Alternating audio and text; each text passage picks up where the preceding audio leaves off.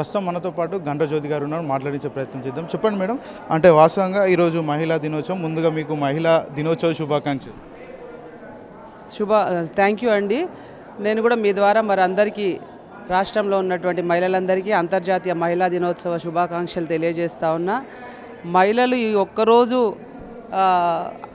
మహిళా దినోత్సవము సెలబ్రేట్ చేసుకోవడం కాదు, మహిళలు ఎప్పుడైనా ప్రత్యేకతనే. మహిళలు అనేది మరి మహిళలు లేని అసలు పురుషులు లేరు. కాబట్టి మహిళలు ఎప్పుడు కూడా దేంట్లో తక్కువ లేకుండా వాళ్ళ మరి మహిళలు ముందంజలో ఉండి అన్ని రంగాలలో ముందుకు వెళ్తున్నారు. ఇంకా ముందుకు వెళ్ళాలని ఆశిస్తూ ఉన్నాను. తప్పకుండా మహిళలది ప్రత్యేకమైనటువంటి పాత్ర. మహిళ గురించి ఒక్క వాటిలో చెప్పాలంటే మీరు ఏం చెప్తారు? మహిళ అనేదే శక్తి. ఇంకా చెప్పేదేముంది, మహిళ లేకపోతే పురుషులు లేరని ఇంతకుముందే చెప్పినాను. మహిళ అనేది ఒక శక్తి. మరి తప్పకుండా ఇవాళ అన్ని రంగాల్లో మహిళలు ముందంజలో ఉన్నారు. తప్పకుండా రేపు రాబోయే రోజులలో ఇవాళ 50% రిజర్వేషన్స్ లోకల్ బాడీస్లో మహిళలు ప్రత్యేకమైనటువంటి మరి చొరవతో ఇవాళ లోకల్ బాడీస్లో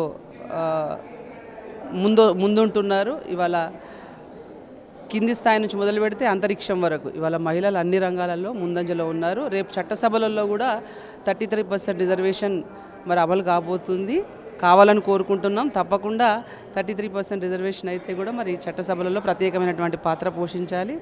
మరి మహిళలకు ఇదొక మంచి అవకాశం. ఓకే మేడం, మహిళా దినోత్సవం కాబట్టి అడుగుతున్నా, మహిళలంతా సంతోషంగా ఉన్నారు అనుకోవచ్చు, రాష్ట్ర వ్యాప్తంగా కావచ్చు, దేశవ్యాప్తంగా కావచ్చు?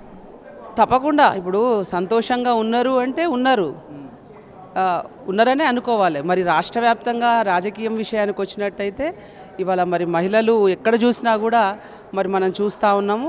ఇవాళ ఈ కొత్తగా ఏర్పడ్డటువంటి కాంగ్రెస్ ప్రభుత్వంలో మహిళలు మాత్రము చాలా, ఎందుకంటే దయనీయమైనటువంటి స్థితులలో ఉన్నట్టు కనిపిస్తూ ఉన్నది. ఇవాళ ఒక మహిళలు కాదు, రైతులు, మహిళలు, యువకులు అందరూ కూడా రాష్ట్రమే ఇవాళ అధోగతి పాలవుతున్నట్టు కనపడుతూ ఉంది. ప్రత్యేకంగా ఇవాళ అంతర్జాతీయ మహిళా దినోత్సవం సందర్భంగా ఇవాళ మహిళల గురించి చెప్పాలంటే నిజంగా ఇవాళ మహిళలే చెప్తా ఉన్నారు, ఆ ఫ్రీ బస్ అనేది ఎందుకు పెట్టిండ్రు, ఎవరి కోసం పెట్టిండ్రు, దేనికోసం పెట్టిండ్రు.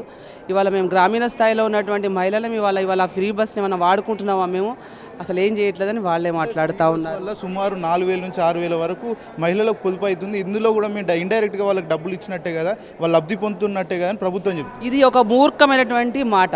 ఇవాళ ఏంటి వాళ్ళు చెప్పుకునేదంతా మేమేదో ఇవాళ 6 గ్యారంటీలు, 420 హామీలు ఇవన్నీ చెప్పి ఇవాళ అబద్ధపు మాటలు చెప్పి ఏదైతే ఇవాళ అధికారంలోకి వచ్చిన తర్వాత వాళ్ళకి ఏం చేయాలనో అర్థం కానిటువంటి అయోమయమైనటువంటి స్థితిలో ఉన్నారు. కాబట్టి వాళ్ళు నోటికి ఏదొస్తుంది చెప్తా ఉన్నారు. ఇవాళ ఫ్రీ బస్సు పెట్టి వాళ్ళ ఫ్రీగా మేము ఆర్థికంగా వాళ్ళని బలపరిచినామంటే దాంట్లో ఏమైనా అర్థం ఉందా? మీరే ఒకసారి ఆలోచించండి. ఇవాళ ఫ్రీ బస్ అనేది కాదు, ఇవాళ మహిళలకు ఏం కావాలి, ఎట్లా ఏం చేయాలి అనేది ఒక ఆలోచనతో 2,500 రూపాయలు ప్రతి మహిళకి ఇస్తామని చెప్పిండ్రు. అది ఇవ్వండి ముందు. అది ఇవ్వకుండా ఇవాళ ఫ్రీ బస్ పెట్టి మాట్లాడుతున్నామన్నారు. అది కరెక్ట్ కాదు. ఇవాళ ప్రతి ఒక్క చదువుకునేటువంటి మరి ఆడబిడ్డలందరికీ కూడా ఇవాళ స్కూటీలు ఇస్తామని చెప్పిండ్రు. అది ఇవ్వండి. ఇవాళ ఉద్యోగాలు ఇస్తామని చెప్పిండ్రు. ఇవి చేసి ఒక మంచి ఇచ్చినటువంటి హామీలను నెరవేర్చి మాట్లాడాలి, కానీ ఇట్లాంటి మాట్లాడడం కరెక్ట్ కాదు. ఇవాళ మహిళలు ఏమాత్రం కూడా సంతోషంగా లేరు అనేది అర్థమైపోతా ఉంది. వాళ్ళ ప్రభుత్వం కూడా చాలా వరకు మహిళలకు సంబంధించి అంటే మంచి మంచి పనులు చేసి, కాకపోతే ఈ ప్రభుత్వం 2,500 నెలకి ఇస్తామనే ఉద్దేశంతో మేము ఓట్లేసామని మహిళలు కూడా పెద్ద ఎత్తున వాపోతున్నారు. తప్పకుండా మీరే చెప్తా ఉన్నారు, గత ప్రభుత్వంలో మహిళలకి ప్రత్యేకమైనటువంటి కార్యక్రమాలు జరిగినాయి మహిళలకి.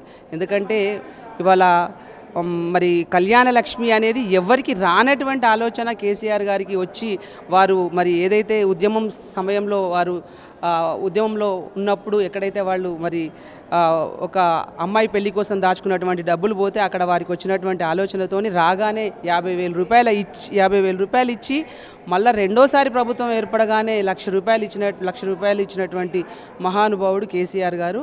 తప్పకుండా వారు ఏది చేసినా ఒక చిత్తశుద్ధితోని, ప్రజల మీద ఉన్నటువంటి ప్రేమతోని చేసినటువంటి వ్యక్తి కేసీఆర్ గారు.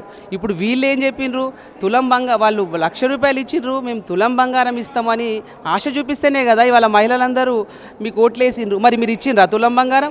ఇవాళ గతంలో బీఆర్ఎస్ పార్టీ ఉన్నప్పుడు ఇచ్చినటువంటి కళ్యాణ లక్ష్మి చెక్కులు ఇవ్వడానికే మీకు ఇవాళ చేత కావట్లేదు, అవే ఇస్తున్నారు. ఇవాళ మీరు ఏం మాటలు చెప్తున్నారో మీరు ఒకసారి అర్థం త్వరలో మహిళలను కూడా కోటీశ్వర్లు చేస్తామని కాంగ్రెస్ ప్రభుత్వం అంటుంది. మరోపక్క బీఆర్ఎస్ ప్రభుత్వం ఇచ్చిన హామీలే నెరవేర్చుకోవట్లేదని బీఆర్ఎస్ సంబంధించిన నేతలు కూడా ఆరోపిస్తున్నారు. తప్పకుండా మీ క్వశ్చన్లోనే ఆన్సర్ ఉంది. ఇవాళ నిజంగానే వాళ్ళు ఇవాళ కోటీశ్వర్లు చేస్తారండి. ఇప్పుడు ఇవాళ 15 నెలల్లో అవుతుంది. 15 నెలల్లో ఇవాళ వాళ్ళు ఇచ్చిన దానిలో ఒక్కటన్నా ఇవాళ 6 గ్యారంటీలు అన్నారు, ఒక్కటన్నా చేసి చూపిస్తే ఒక కాన్ఫిడెన్స్ వచ్చేది. ఇవాళ ఏది చేయలేదు, ఏది చేయకుండా మేము కోటీశ్వర్లను చేస్తామంటే ఎవరు నమ్ముతారండి? వాళ్ళు ఇప్పటివరకు ఇచ్చినటువంటి హామీలన్నీ కూడా అబద్ధపు హామీలు, అబద్ధపు మాటలు అనేది ఇవాళ రాష్ట్రం మొత్తం కూడా తేటతెల్లం అయిపోయింది. తప్పకుండా వీళ్ళు ఏం చెయ్యరు అనేది, ఎందుకు వేసినాం రా బాబో ఈ ఓట్లు ఎందుకు వేసి గెలిపించినాం అనే తలలు పట్టుకుంటా ఉన్నారు. తప్పకుండా ఇది ఏది జరగదు. మళ్ళీ బీఆర్ఎస్ ప్రభుత్వంలోనే మళ్ళీ కేసీఆర్ గారి నాయకత్వంలో, కేటీఆర్ గారి నాయకత్వంలో తప్పకుండా రేపు రాబోయే రోజుల్లో జరుగుతుంది తప్పితే ఇప్పుడు ఏమీ జరగదు. కాకపోతే ఇవాళ మా బాధ కూడా ఏంటంటే మంచిగా అభివృద్ధి చెందుతున్నటువంటి రాష్ట్రాన్ని తెలంగాణ ఏర్పడి తెలంగాణ రాష్ట్రంలో ఇవాళ అన్ని రంగాలలో ముందుకెళ్తున్నటువంటి తరుణంలో ఇవాళ వీళ్ళు వచ్చి ఒక మాయమాటలు చెప్పి ఇవాళ తులం బంగారం ఇస్తాము, 2500 ఇస్తాము, ఇవాళ అన్ని మాయమాటలు చెప్పి ఏదైతే ఓట్లు వేయించుకున్నారో ఇవాళ ఆ ఓట్లు వేయించుకున్నటువంటి ప్రభుత్వం ఇప్పుడున్నటువంటి రేవంత్ రెడ్డి గారు ఏ ఒక్క పని చేయట్లేదు. మళ్ళీ మన తెలంగాణ రాష్ట్రాన్ని మళ్ళీ వెనక్కి తీసుకెళ్తున్నారనే బాధే తప్పితే ఈ 4 సంవత్సరాలు ఎట్లా గడుస్తాయా అనేది అందరూ చూస్తున్నటువంటి తరుణం.